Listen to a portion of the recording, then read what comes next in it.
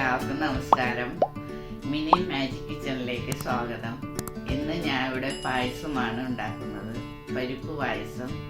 ഇത് മോൾക്കും മോളുടെ ഫ്രണ്ട്സിനൊക്കെ നല്ല ഇഷ്ടമാണ്. എല്ലാവരും ഉണ്ടാക്കി നോക്കിയിട്ട് അഭിപ്രായങ്ങൾ പറയണം. പരിപ്പ് പായസം ഉണ്ടാക്കാനുള്ള ചേരുവകളാണ് ഇത് 250 ഗ്രാം ചെറുവയറ്റും പരിപ്പ്, ഇത് തേങ്ങാപ്പാല്, ഒരു 2 തേങ്ങയുടെ പാലാണ്, 2ആം പാലാണിത്. ഇത് 1ആം പാല്. ഇത് 500 ഗ്രാം ശർക്കര ഉരുക്കി വെച്ചേക്കണം. ഇത് തേങ്ങാക്കൊത്ത് ഒരു 2-3 ടേബിൾ സ്പൂൺ. ഇത് കാഷ്നട്ട് ഒരു 10-15 എണ്ണം. ഇത് നെയ്യ് ഒരു 2 ടേബിൾ സ്പൂൺ. ഇത് ഏലക്കപ്പൊടി ആവശ്യത്തിന്. ഇതിപ്പോ ഈ ചെറുപയറും പരിപ്പ് ഒന്ന് റോസ്റ്റ് ചെയ്യണം. ഒന്ന് അതിന്റെ പച്ച ടേസ്റ്റ് പോണ വരെ ഒന്ന് റോസ്റ്റ് ചെയ്ത് എന്നിട്ടാണ് നമ്മൾ ഇത് വേവിക്കുന്നത്. ചെറുതായിട്ട് കളർ മാറി വരുമ്പോ ഓഫ് ചെയ്യാം. എന്നിട്ട് അത് വേവിക്കാം, കഴുകിയിട്ട് വേവിക്കാൻ പറ്റും. ഇത് വറുത്ത് ഇതേപോലെ ഗോൾഡൻ കളറായിട്ട് വറുത്ത് ഇനിയിപ്പോ കഴുകിയിട്ട് കുക്കറിൽ വേവിക്കാൻ വെക്കും. ഇത് കഴുകി 2-3 പ്രാവശ്യം കഴുകി കഴിഞ്ഞിട്ട് ഈ കുക്കറിൽ ഇട്ടിട്ട് ഇതിങ്ങനെ ആദ്യം ഒരു കപ്പ് ഇതിൽ ഒഴിച്ചിരുന്നു.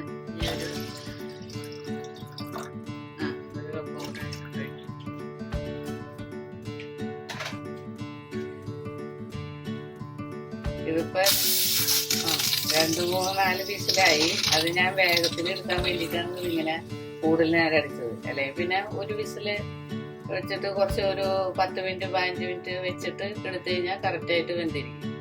ഇത് വെന്തിന് വേഗത്തിൽ അതിന്റെ വിസിൽ ആവി കളഞ്ഞിട്ട് എടുക്കാന്ന് വിചാരിച്ചു. അതാണ് 2-3 വിസിൽ അടിച്ചത്. ഇതിന്റെ ഇതിങ്ങനെ കുറച്ച് വെള്ളം ഒഴിച്ചിട്ടേ ഇതിന്റെ ആവിയൊന്ന് വേഗം പ്രഷർ വേഗം കളയാനായിട്ടാണ്. നിങ്ങളങ്ങനെ ചെയ്യണമെന്നില്ല. ഇത് ഞാൻ വേഗത്തിൽ എടുക്കാൻ വേണ്ടിയിട്ട് അങ്ങനെ ചെയ്തതാണ്.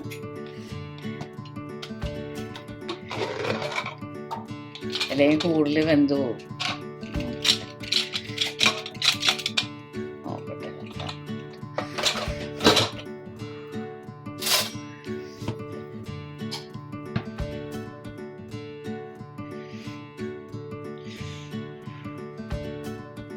ഇതിപ്പോ ആവശ്യത്തിന് പാകത്തിന് വെന്തിട്ടുണ്ട്.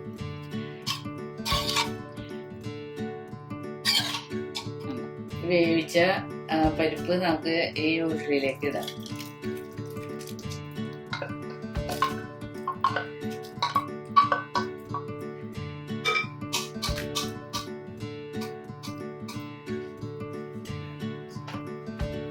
വെന്തങ്ങനെ കലങ്ങി പോയതില്ല, അങ്ങനെ ഭയങ്കരമായിട്ട് അങ്ങോട്ട് മാഷായിട്ട് പോയത്. പാകത്തിന് വേവണം, ഇങ്ങനെ കുറച്ച് കടിക്കാൻ വേണം.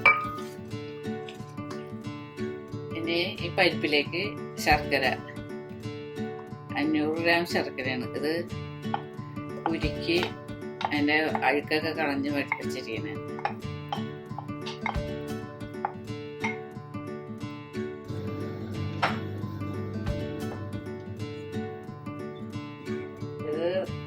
ഈ ശർക്കരയിൽ കിടന്ന് നല്ലോണം തിളച്ച് ഇത് അതിന്റെ വെള്ളം വലിയണ വരെ നമ്മള് ഇത് ചെയ്യണം, മിക്സ് ചെയ്തോണ്ടിരിക്കും.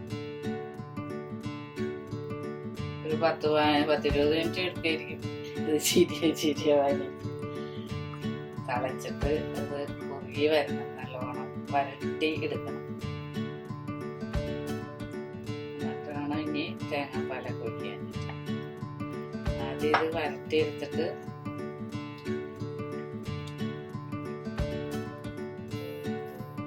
നല്ലോണം തിളച്ചിട്ടുണ്ട്. ഇനി ഇത് വെള്ളം നല്ല വറ്റി വരണം ശരിക്കും. അതുവരെ ഇങ്ങനെ മിക്സ് ചെയ്യണം.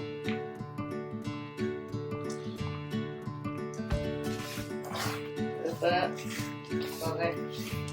ഇങ്ങനെ ഒന്ന് കുറെ വെള്ളം പറ്റിയിട്ടുണ്ട്, ആയിട്ടില്ല. എന്നാലും ഇനിയിപ്പോ കുറച്ച് നെയ്യും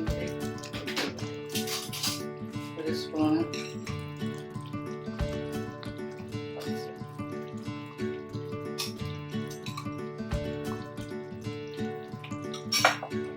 നമ്മൾ ഇട്ട് വെച്ചേക്കുന്ന നെയ്യിൽ കുറച്ച് ഇതിൽ ഒഴിച്ചതാണ്. എന്നിട്ട് ഇത് നല്ലോണം ഇനിയും വരളാനുണ്ട്. ഇങ്ങനെ നല്ല തിക്കായിട്ട് വരും നല്ലോണം. അതുവരെ ഈ വെള്ളം മുഴുവൻ വറ്റി എന്നാലേ ശരിയാവുള്ളൂ. അത് കഴിഞ്ഞിട്ടേ തേങ്ങാപ്പാൽ ഒഴിക്കും.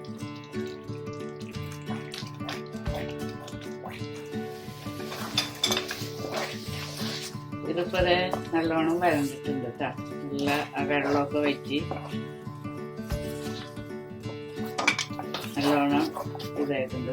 ഇതിങ്ങനെ എടുത്തിട്ട് ഇങ്ങനെ ഇടുമ്പോ ഇങ്ങനെ മുറിഞ്ഞ് വരും, ഇങ്ങനെ വീഴണം. അതാണ് പാകം. ഇങ്ങനെ കട്ട് ചെയ്ത് ഇങ്ങനെ വീഴും. പിന്നെ ഇതുപോലെ നല്ലോണം വരട്ടിയെടുത്തിട്ട് ഇനി നമുക്ക് ഇനി ഇതില് രണ്ടാം പാലില് ഒഴിച്ചു കൊടുക്കണം തേങ്ങാപ്പാൽ.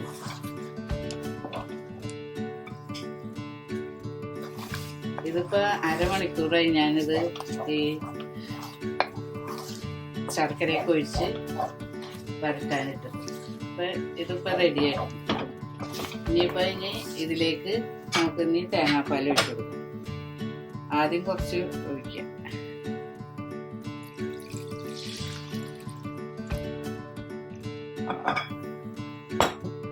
എന്നിട്ട് അത് നല്ലോണം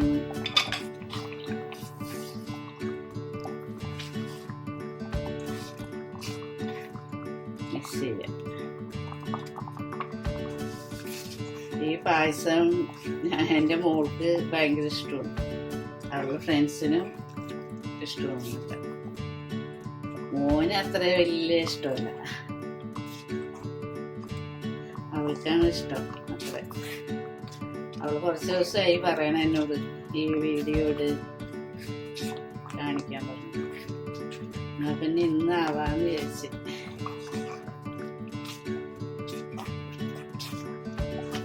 ശരിക്കും ഇങ്ങനെ നല്ലോണം മിക്സ് ആയി കഴിഞ്ഞാൽ കുറച്ചും കൂടി പാൽ ഒഴിക്കും.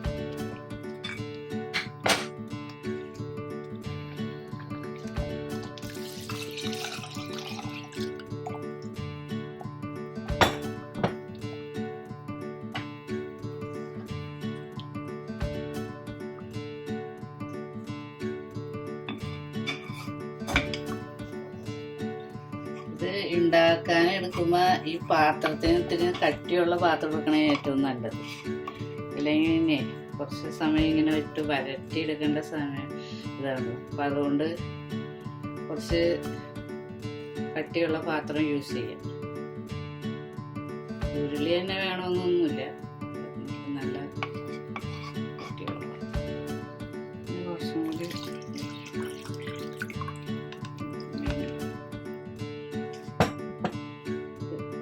ഇപ്പൊ ഞാൻ 3 കപ്പ് പാലൊഴിച്ചിട്ട് തേങ്ങാപ്പാല് ഇത് നല്ലോണം തിളച്ച് വരണം.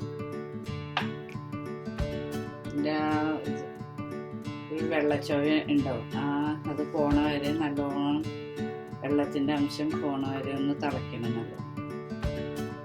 പിന്നെ ഇൻഗ്രീഡിയൻസിൽ പറയാത്തത് ഞാൻ ഒരല്പം ഉപ്പിട്ട് കൊടുക്കണം. ഒരു പൊടിക്ക് ഇച്ചിരി ഇട്ടുള്ളൂ കേട്ടോ, ലേശം.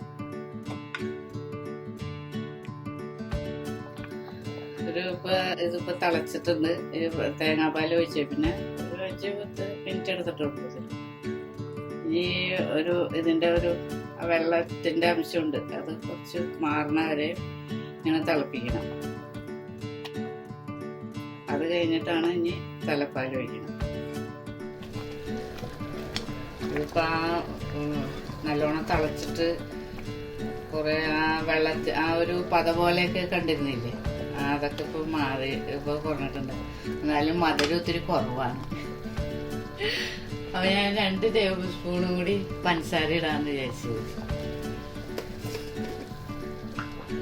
ഇൻഗ്രീഡിയൻസ് പറഞ്ഞതിൽ ഞാൻ പറഞ്ഞിട്ടില്ല. അപ്പം നിങ്ങൾ മധുരം നോക്കിയിട്ട് ഇതേ മധുരം മതിയെന്നുണ്ടെങ്കിൽ ഇടണ്ട ഈ പാകം.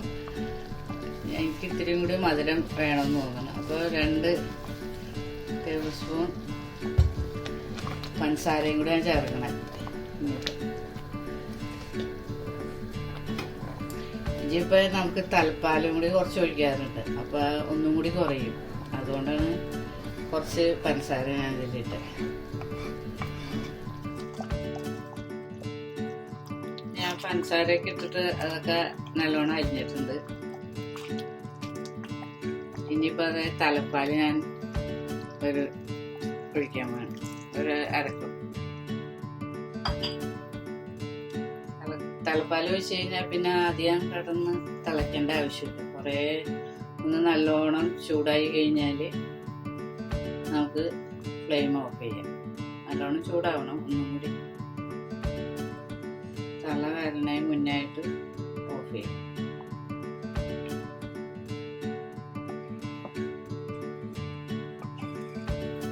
തിളച്ച് ബബിൾസ് ആവണം.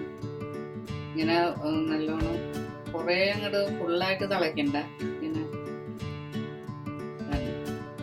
ഇപ്പൊ കാണാലോ, കണ്ട ഇതുപോലെ തിളയ്ക്കുമ്പോ നമുക്ക് ഫ്ലെയിം ഓഫ് ചെയ്യും. എന്നിട്ട് നമുക്ക് ഇതിൽ ഒരു ടീസ്പൂണ്, ചെറിയ ടീസ്പൂൺ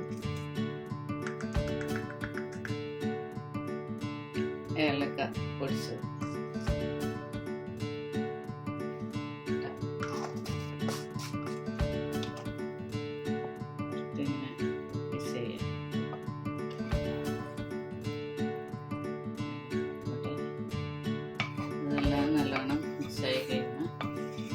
ഇനി ഇതിലേക്ക് നമുക്ക് ആ തേങ്ങാക്കൊത്തും കാഷ്നട്ടും വറുത്തിടണം.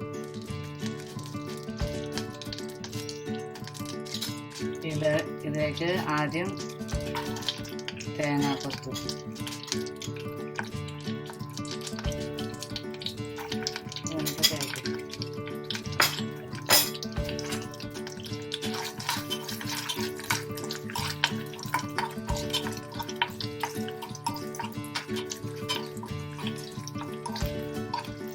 നല്ലോണം ഇതൊന്ന് മൂക്കട്ടെ. എന്നിട്ട് മൂത്ത് വരുമ്പോഴാണ് കാഷ്നട്ട് ഇടുക. ആദ്യമായിട്ട് കഴിഞ്ഞാൽ കാഷ്നട്ട് വേഗം ആയിപ്പോകും. ഇതിന് ഇത്തിരി സമയം എടുക്കും. ഇത് ഒരുമാതിരി ആയിട്ടുണ്ട്. ഇനി ഈ കാഷ്നട്ട് കൂടി ഇതിലിടാം. ഇതിപ്പോൾ ആയിട്ടുണ്ട്. നമുക്ക് ഫ്ലെയിം ഓഫ് ചെയ്യാം.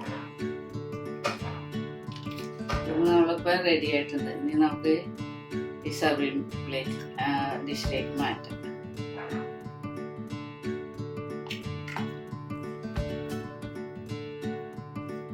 ഇനി വറുത്ത് വെച്ചിരിക്കുന്ന തേങ്ങാക്കൊത്തും കാഷ്നട്ടും നമുക്ക് ഇതിലേക്ക് ആ നെയ്യോടുകൂടി ഇതിലേക്ക് ഇടാം.